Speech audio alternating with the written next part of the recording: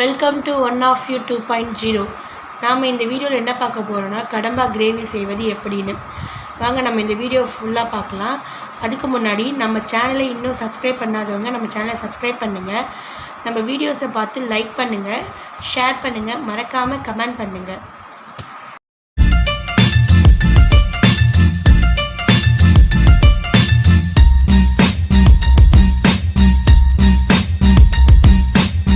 கடம்பா gravy செய்வதற்கு தேவையான பொருட்கள்: இஞ்சி பூண்டு விழுது, வெங்காயம், தக்காளி, கருவேப்பிலை, கொற்றமல்லி, சுத்தம் செய்யப்பட்ட கடம்பா. ஃபஸ்ட்டு ஸ்டவ் பற்ற வச்சு நமக்கு தேவையான அளவு எண்ணெய் ஊற்றிடணும். அது பிறகு கருவேப்பிலை, கொத்தமல்லி ஆட் பண்ணுங்க. அப்புறம் இஞ்சி பூண்டு பேஸ்ட்டு, அப்புறம் வெங்காயம். இப்போ இது மூணும் ஆட் பண்ணி நல்லா வதக்கிட்டு இருக்கணும்.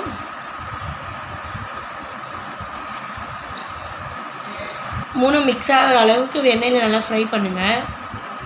ரொம்ப டீப் ஃப்ரை வேண்டாம், ஓரளவுக்கு கோல்டன் ஃப்ரை வந்தால் போதும்.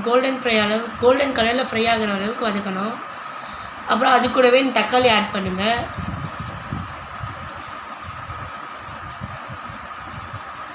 இப்போ தக்காளி இந்த வெங்காயத்தோடு நல்லா மிக்ஸ் ஆகிற அளவுக்கு நல்லா வதக்கணும்.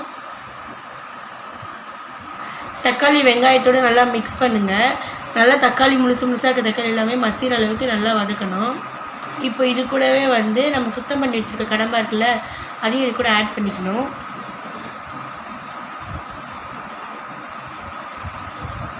இப்போ அந்த நம்ம ஏற்கனவே பண்ணியிருக்க தக்காளி வெங்காயத்தோட இந்த கடம்பாவையும் போட்டு நல்லா ஃப்ரை பண்ணிகிட்டே இருக்கணும். நல்லா பரட்டி விட்டு நல்லா ஒரு கலருங்க.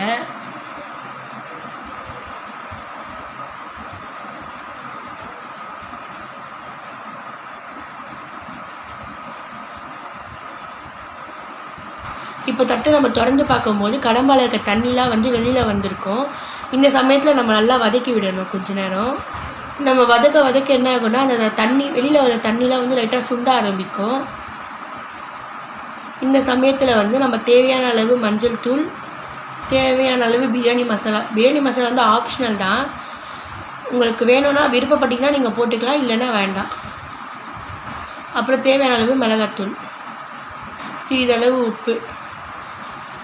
இப்போ நாளும் நல்லா ஃப்ரை பண்ணிகிட்டே இருக்கணும் அந்த கடம்பாவோட. ஏன்னா அப்போ தான் அந்த காரம் கடம்பாவில் ஏறுற அளவுக்கு நம்ம ஃப்ரை பண்ணிக்கிட்டே இருக்கணும். நல்லா அந்த மிக்சிங் ஆகிறது நம்ம கிளியராக பார்க்கலாம், வீடியோலேயே தெரியும் உங்களுக்கு. எங்களுக்கு காரம், நாங்கள் எல்லோரும் காரம் கொஞ்சம் அதிகமாக சாப்பிடுவோம்னால எங்களுக்கு காரம் பத்தலை. அதனால் நாங்கள் இன்னும் ஒரு அரை ஸ்பூன் காரமும் அரை ஸ்பூன் உப்பும் நாங்கள் ஆட் பண்ணிக்கிட்டோம்.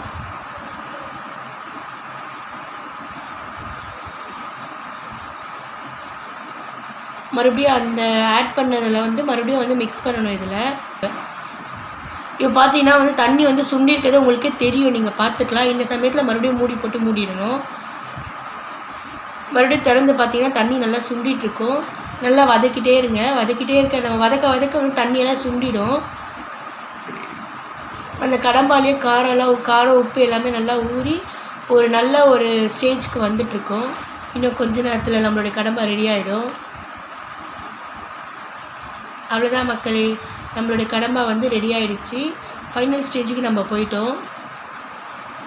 அவ்வளோதான். அதை பார்த்திங்களா, நான் அதில் தண்ணி எல்லாமே நல்லா சுண்டி நல்லா ஒரு தொக்காக வந்திருக்கு. இதுதான் நம்மளுடைய ஃபைனல் ஸ்டேஜு. இன்னும் கொஞ்சம் நேரம் நம்ம ஃப்ரை பண்ணிகிட்டு இருந்தால் போதும். ஃபுல்லாக நல்லா எல்லா தண்ணியும் நல்லா வற்றி அந்த கிரேவி தொக்கு மாதிரி நல்லா வந்திருக்கு பாருங்கள். உங்களுக்கே வியூவில் தெரிஞ்சிருக்கும்னு நினைக்கிறேன். அவ்வளோதான் மக்களே, நம்ம கடம்பா தொக்கு ரெடி ஆகிடுச்சு. இந்த கடம்பா தொக்கு நம்ம டேஸ்ட்டு வைஸும் சரி, பதத்துலேயும் சரி ரொம்பவே அருமையாக வந்திருக்கு. நாங்கள் இதை டேஸ்ட் பண்ணி பார்த்துட்டோம், எங்களுக்கு இது ரொம்ப பிடிச்சிருக்கு. நீங்களும் உங்கள் வீட்டில் இதே மாதிரி ட்ரை பண்ணுங்கள். ட்ரை பண்ணிவிட்டு உங்களுடைய கமெண்ட் என்னன்றதை கண்டிப்பாக கமெண்ட் பாக்ஸில் கமெண்ட் பண்ணுங்கள். இந்த மாதிரி வீடியோஸை நீங்கள் இன்னும் மேற்கொண்டு பார்க்கணும்னு நினச்சிங்கன்னா மறக்காமல் நம்ம சேனலை சப்ஸ்கிரைப் பண்ணுங்கள், நம்ம சேனலை லைக் பண்ணுங்கள், ஷேர் பண்ணுங்கள், கமெண்ட் பண்ணுங்கள்.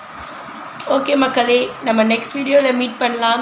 தேங்க்ஸ் ஃபார் வாட்சிங் மை வீடியோஸ்.